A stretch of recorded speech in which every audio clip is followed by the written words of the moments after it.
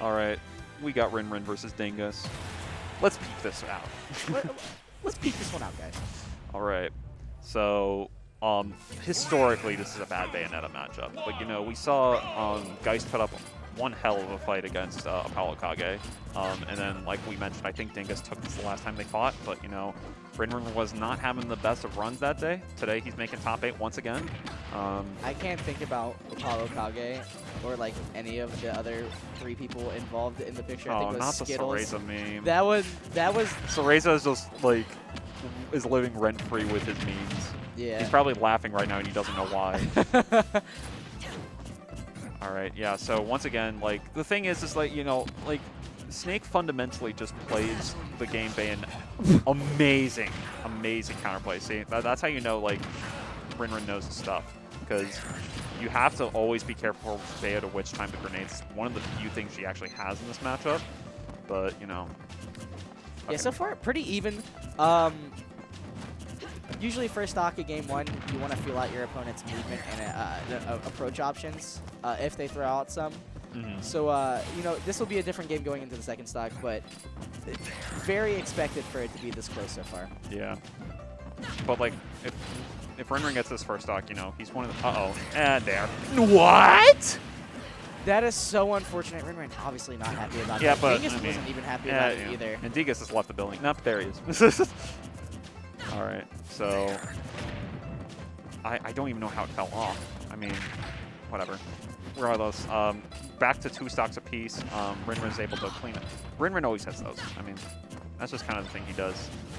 You get cooked, and then you're going to get back aired, you know? What sucks is, like, Bayo loves being able to, you know, be able to approach at whatever angle she wants. However, Rinrin keeping nades in front of him and, like, on a platform, it cuts out a lot of Bayo's not a recovery, but combo routes. Combo routes.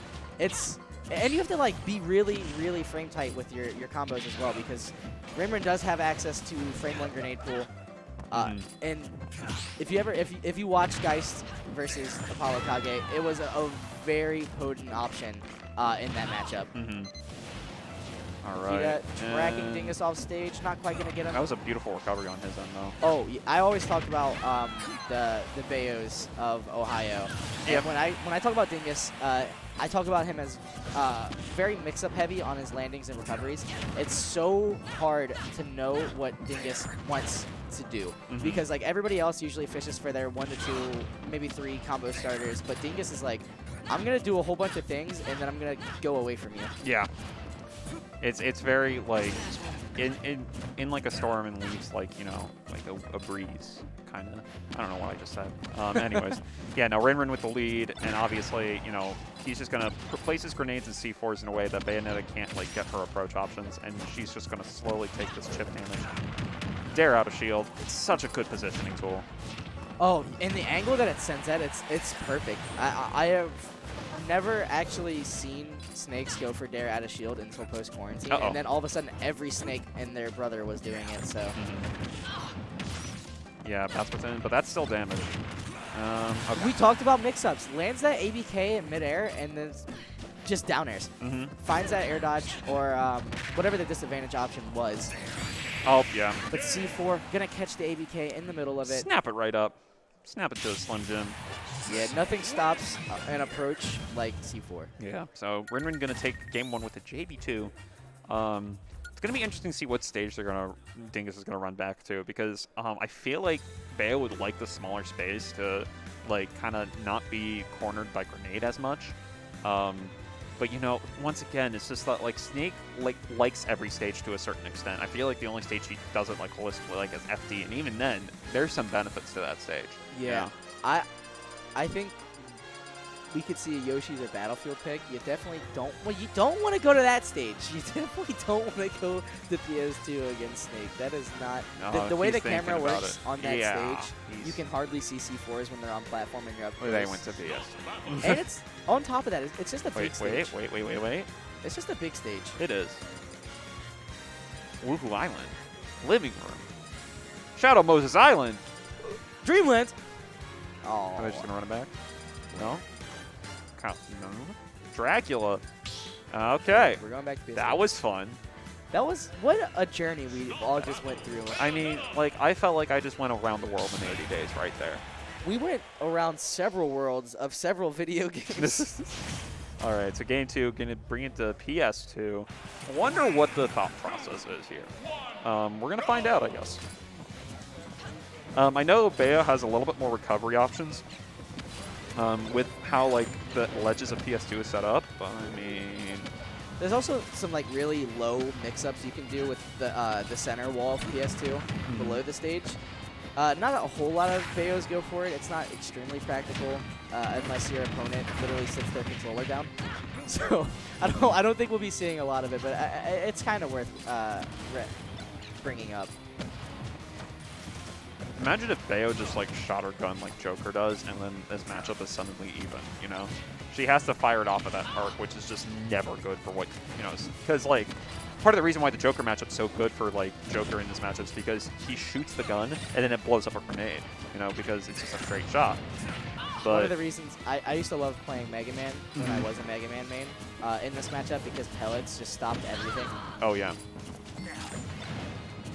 And now I don't know what to do because Sonic hits a grenade with spin dash and I blow up. Yeah, that can't be a good matchup. It's like even-ish. I like it. I don't mind it. Yeah, but right now, let's go back to the right now.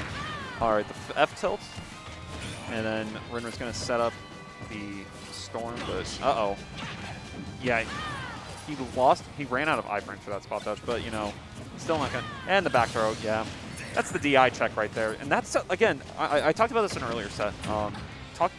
Using throws for positioning is so crucial because sometimes, like, if you pummel, people are going to know what DI they're going to need.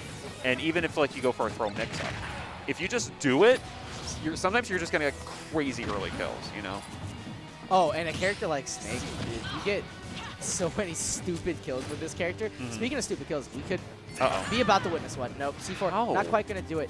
Rinrin, though, moving on this second stock. Another C4 placement. However, doesn't trade off. Good witch time. Oh. Yeah, I mean, if Rinrin was just another sticky!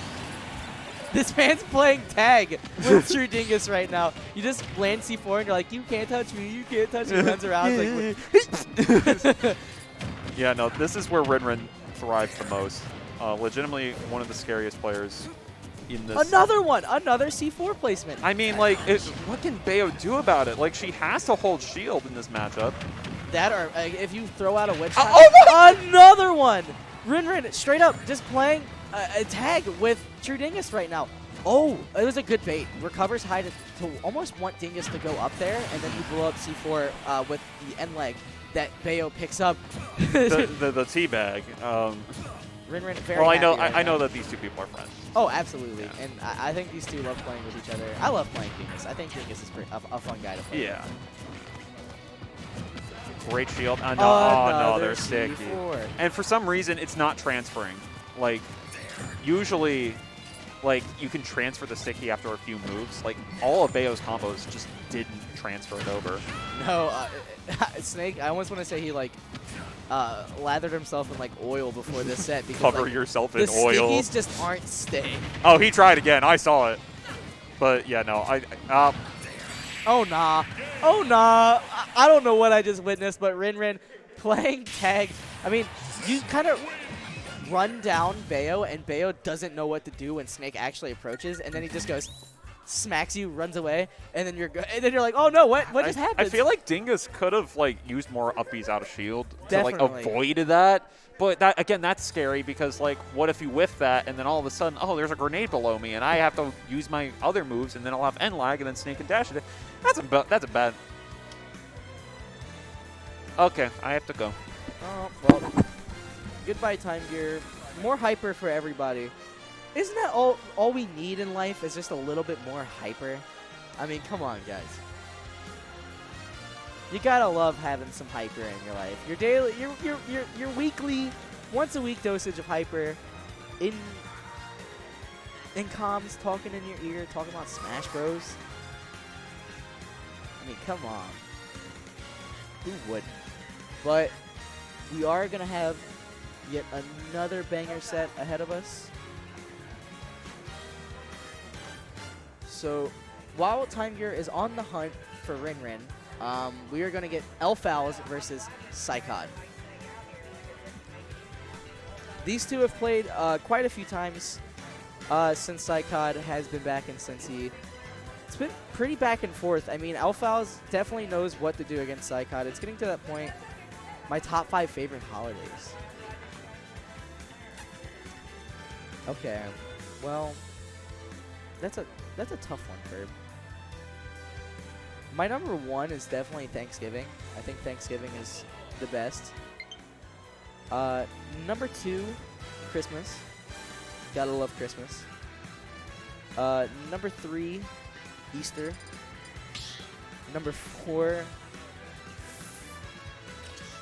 Ooh, number 4.